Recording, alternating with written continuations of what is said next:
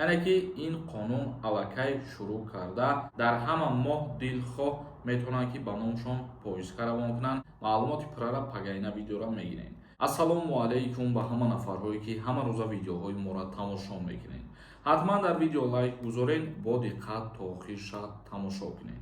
Ширкати Шифофармо доруҳои гиёҳиро ба шумо тавсия медиҳад. Барқарорсозии қувват ва нест кардани простатит бо махсус доруи ватании мо бо номи Паҳлавон. Инчунин доруҳо барои баровардани риш ва барои каму зиёд кардани вазни шумо бо Шифофармо бошед. ҳукумати Федератсияи Русия як қонуни наверо қабул кард ва тасдиқ кард ки дигар барои шаҳрвандони Федератсияи Русия метавонанд круглии год, яъне ки поиска равон кунанд барои даъваткунӣ ба хизмати ҳарбӣ дар Федератсияи Русия.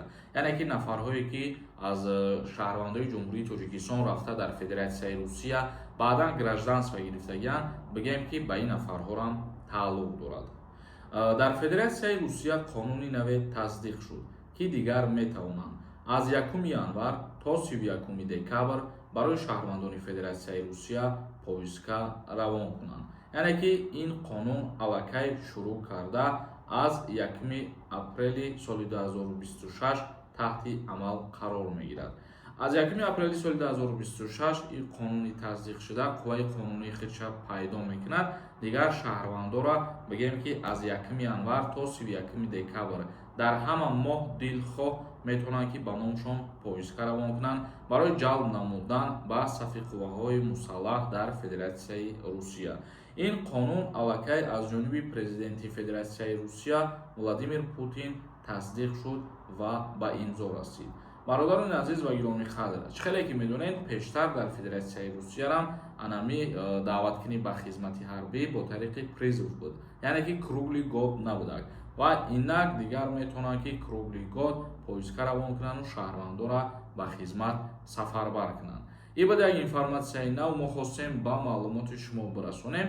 комментарияҳоро мехонем акнун ва ба саволотон ҷавоб мегардонем. кадом нафарҳое ки мехоҳед границаи Қазоқистон сафар кунед ва биёед айсари нав документотонро соз кунед, номерошон мебурад, зангшон бизанед. агар дар граница одамам бисёр боша, очиратам бисёр боша, ин одамо шуморо бе ягон очират сразу ай граница мегзаронанд. ҳафизов нависонда. ассалому алайкум ака. 4 моҳ пеш гардондам, ягон хел ба дастам варақ надоданд ва отпечатки нагирифтанд. ҳамин запрет бошад? яъне ки барои ин чиза аниқ кардан шумо метавонед ба шуғли аҳолӣ бурен. дар оҷа ҷои шиноснома ва раводид гуфтани ҷо ҳастанд. ҳамонҷа да паспорт пешниҳод мекунед ва барои шумо ҷавоби 100%ша мегӯянд ки ҳамин коре ки гардондагиянд оё запрет кардагиянд ё ин ки не. чунки дар баъзан ҳолатҳо вақти мегардонанд автоматӣ запрет мекунанд, баъд рӯй мекунанд. як нафари дигар нависонда. салом акаи Сорбон, нағзи шумо дар шаҳри Екатеринбург чанд сум мешудааст нархи патент? мо дар ҳамон видеое ки дар бораи нархи навои патент гап задем, ҳамон шаҳрҳое ки номбар кардагем танҳо нархномаҳои ҳамонҷа баромадагиҳад ва тамоми нархномаҳои шаҳрҳои Федератсияи Русия баъди соли нав мебарояд. худованд хоста бошад насиб, баъд видео мекунем, бо ҳамаша мефаҳмонем. Наҷмиддинов нависонда. ягон гапат маъне надорад. ту ай бемаънегӣ намедонӣ худат чӣ нависиса, худат ҳамон қадари бемаънае ки тоато нависондан та намедонӣ чӣ нависиса.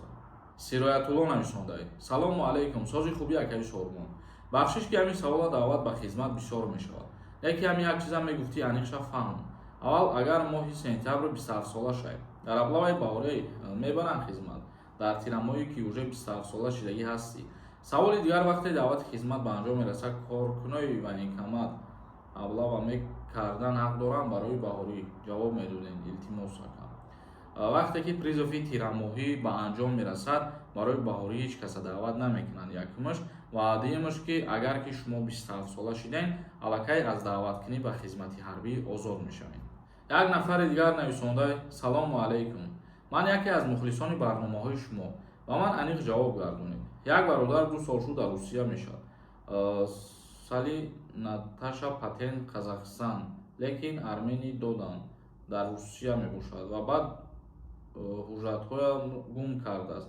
ба Тоҷикистон омада метавонад ё не? аз шумо илтимос пурра ҷавоб диҳед. илтимос яъне ҳуҷҷатҳоша гум кардагия мақсади гапи ту ва ба Тоҷикистон омада метавонад ё ин ки не? бо тариқи ҳуҷҷати возвращения на родину аз сафоратхона ҳамура дастрас мекунен ва сафар мекунен меоен. Як нафари дигар нависондаи салом акаи солимон. Ман чӣ хел кунам қатъӣ тамос гирам. Савол дошта бошед дар комментария бинависон, худо хоҳад ҷавоб мегардонем. Идибой нависондаи салом ака. Ман студент дар Русия мехонам. Границая гузаштам. 4 спискада ғалт дидам. Баъд аз 3 моҳ равам мешавад. 4 спискада ғалт дида бошен шумо дигар сафар карда наметонед ва барои обратно ба Русия сафар кардан таъсилтона идома додан шумо ҳамон мақсад сафоратхонаи Россия дар шаҳре ки ҳозир қарор доред ҳамонҷо рафта як заявление нависонда мепартоед ки шумо донишҷӯ ҳастед. Мақсад мешавад ки бо роҳи хатогӣ нома дар 4 списка ворид мекунанд, тафтиш мекунанд, баъд мақсади сафар карданатона аниқ карда метавонанд. Як нафари дигар нависондаи ассалому алайкум. Хизмат буд шид ё не? Раҳмат. даъваткунӣ ба хизмат ҳоло ба анҷом нарасида. Ҳакимов нависонда. Салому алайкум ака. Мина 4-5 штрафи мошин дорам. Барои Тоҷикистон рафта омадан. Ягон проблема мекунанд дар аэропорт. ҳар як ҷаримае ки дорен рӯзеш мешавад, мисол мушкилӣ барои хитон мешавад, ба ҳамин хотир ҳамаи ҷаримаҳоро пардохт кунед. Ва ин хел гирем агар административни правонарушения дар як сол ки сетташӣ дар шаҳрванди хориҷӣ метавонанд барои ҳамин штрафҳо аллакай запретш бикунанд. Як нафари дигар нависондаи салом. Ман заграни русӣ надорам. Рафта омада метавонам паспорти русӣ дорам. Аз Тоҷикистон ба Россия рафта метавонем, лекин аз Россия без загранпаспорт баромадан иҷозат наметиҳам. Муҳсин нависонда. Салом. Амнистия мешавад соли 2026 ё не ака? Дар соли 2026 амнистия мешавад ё ки не? Ҳозираш ягон чи аниқ нест бародар. Баротов нависонда. Салому алайкум солимон. Аллоҳ аз шумо розӣ бошад. Хизмати як моҳа вуҷуд дорад? Нархаш чанд сум бошад мегуфтед? 57,000 сомон ай. Бале вуҷуд дорад. Хизмати алтернативӣ меган пеш аз сар шидани призов шумо мерен хитона номнавис мекунен ва призов ки сар шид баъдан дар муддати 1 моҳ билети ҳарбира дастрас мекунен. Як нафари дигар нависондаи салом ака. Сози хубӣ. Ман ака ному фамилия давно алиш кардагим. Бра Москва ҳеҷ гап намешавад. Агар ба сабаби депортатсия бадан ному фамилия иваз карда бошен мешавад, яъне ки проблема мешавад. Дилшод Одинаев нависондаи. Салому алайкум ака. Масъалаи танировка чӣ шид илтимос акаи Соломоншоҳ. Иншааллоҳ худо хоҳад дар ҳамин масъала пага видео мекунем. Интизор бошем, мо ҳамаша мефаҳмонем. Маълумоти пурра пагаина видеора мегирем. барномаи имрӯзамона ҷамъбаст мекунем. Саволҳо бошад дар комментария бинависонед. То барномаҳои дигар худованд ҳамаи мо шуморо нигаҳбон бошад.